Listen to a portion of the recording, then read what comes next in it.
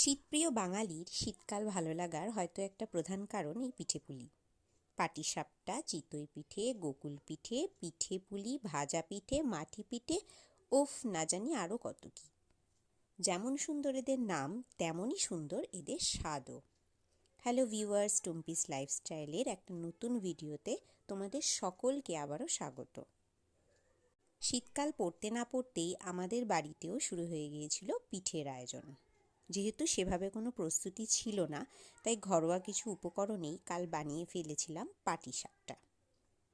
চলো দেখিনি কিভাবে বানিয়েছিলাম কালকের এই পিঠেটি।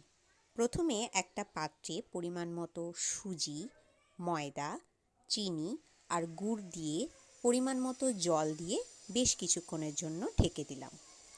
বেশ কয়েক ঘন্টা এভাবে ভিজিয়ে রাখার পর হাত দিয়ে ভালো করে মিক্স করে একটা ফাইন ব্যাটার তৈরি করে নিলাম। ওদিকে একটা গরম ফ্রাই প্যানে খুব সামান্য তেল দিয়ে দিলাম।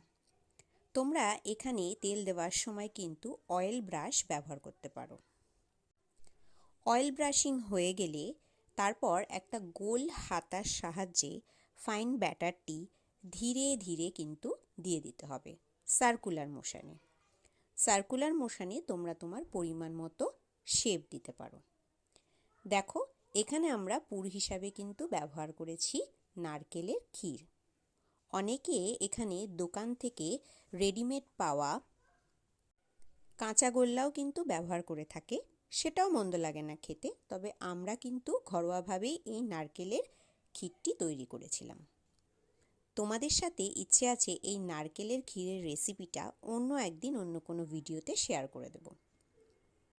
এইভাবে ধীরে ধীরে সেম প্যানেই আমরা কিন্তু আরও একটা পিঠে ভেজে নিলাম। দেখো, কথা বলতে বলতে এইভাবেই বেশ খানিকটা পাটিসাপটা কিন্তু তৈরি করা হয়ে গেছে।